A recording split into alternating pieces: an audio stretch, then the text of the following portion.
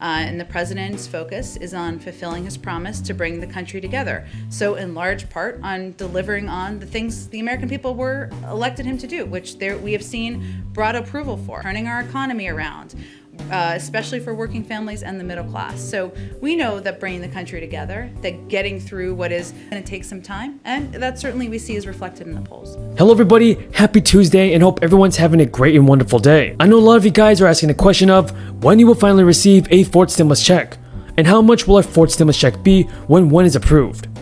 Well, to find out, just be sure to stay until the end of this video, everybody, because on this channel, I will always provide you with the most up-to-date, reliable stimulus check news and the latest updates in regards to your Social Security benefits. I believe that our politicians in Congress must do a better job in helping out our seniors. They must pass a $200 monthly increase in your Social Security benefits. And if you guys agree with me, then let's get this video to 1,000 likes. Remember folks, I put a lot of effort and time into these videos. I care so much about this community, and I want to do my best in helping you guys out. So please folks, it would really mean a lot to me if you could subscribe to my channel and share this video with your friends and family. That way, they too can get the most up-to-date and reliable stimulus check news. Now, if any of you guys are still missing a $400 third stimulus payment, just know this: the IRS is still sending out third stimulus checks to eligible Americans.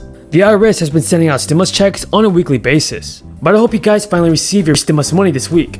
And first of all, everybody, the IRS has begun sending out plus-up payments to eligible Americans. So if the IRS calculated the amount of your third stimulus check using older tax information that it had on file for you, then it is possible that you will be receiving a plus-up payment. So yes everybody, you guys might be getting more money. Now I want to know what you think in the comments, everybody. Do you support a fourth stimulus check of $1,000 a month? Feel free to let me know down in the comments. Just this month, more than 2.5 million people who had already received their third stimulus check got plus-up stimulus money. The IRS will continue to send out plus-up payments based on your most recent information. If your 2020 tax return shows you qualify for a larger payment, the IRS says it will recalculate your amount and automatically send you a plus-up payment for the difference that it owes you. Folks, just know this: plus-up third stimulus payments will continue to be sent out on a weekly basis. If your past stimulus payments arrive by direct deposit, well, that is how you should expect to receive your plus-up money too. If the IRS does not have your details on file, you may get a paper check instead. Now folks, if part of your stimulus check doesn't arrive within a few weeks, you'll need to claim missing money via a 2021 tax return in April 2022. Now I know that a lot of you are wondering when lawmakers will finally pass a fourth stimulus check. Right now everybody, we know this: the Biden administration is focusing on passing a new infrastructure plan. Early this week, the Washington Post reported on some details on the American Families Plan. And it's the third of the Biden administration's massive spending bills. So folks, here's what's going to be included in the American Families Plan. It will include $225 billion for child care funding, $225 billion for paid family and medical leave, and an additional $200 billion for universal pre-kindergarten. Hundreds of billions of dollars will also go towards education funding, including Joe Biden's free community college campaign promise. I personally believe that there must be more money allocated toward helping out our seniors.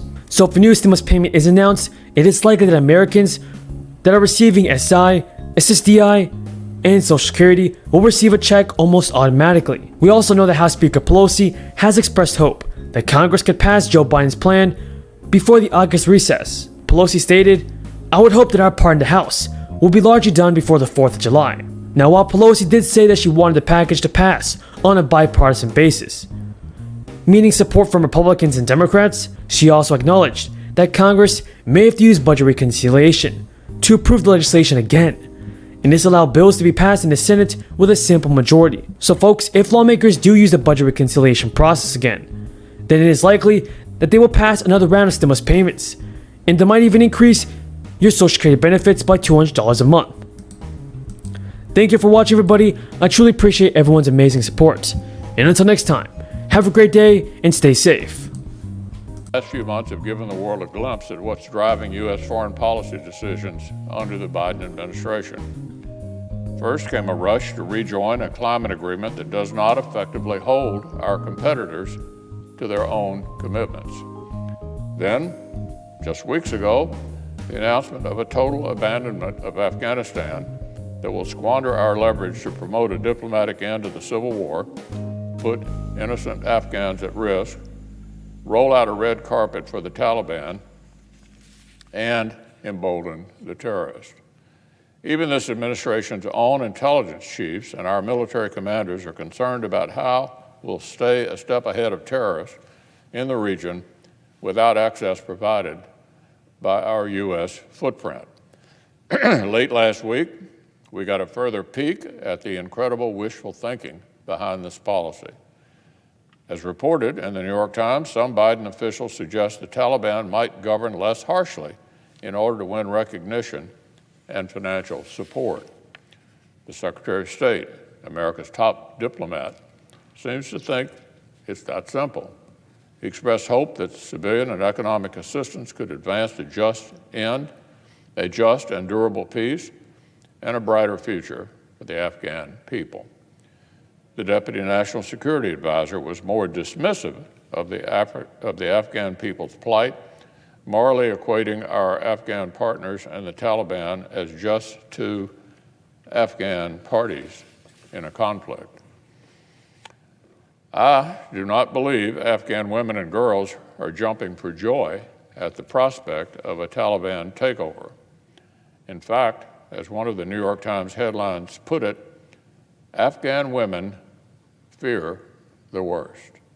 Afghan women fear the worst.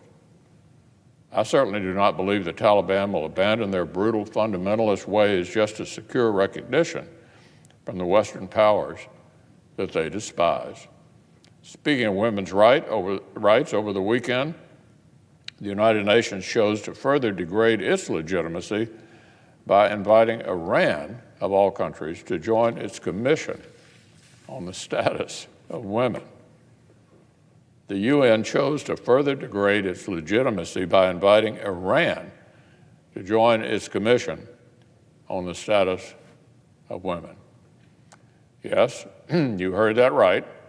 The panel claiming principal international authority over the empowerment of women will now include a nation whose police are empowered to beat and assault women for improper veiling, a nation that turns a blind eye to pervasive domestic violence, forced marriage, and rape.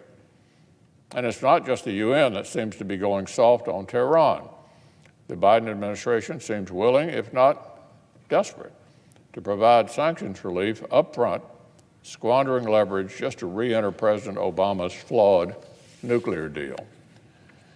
This sanctions relief would benefit a regime that's being run by the extremist Islamic Revolutionary Guards. That's what Iran's own foreign minister admitted in leaked documents. That's who's running the show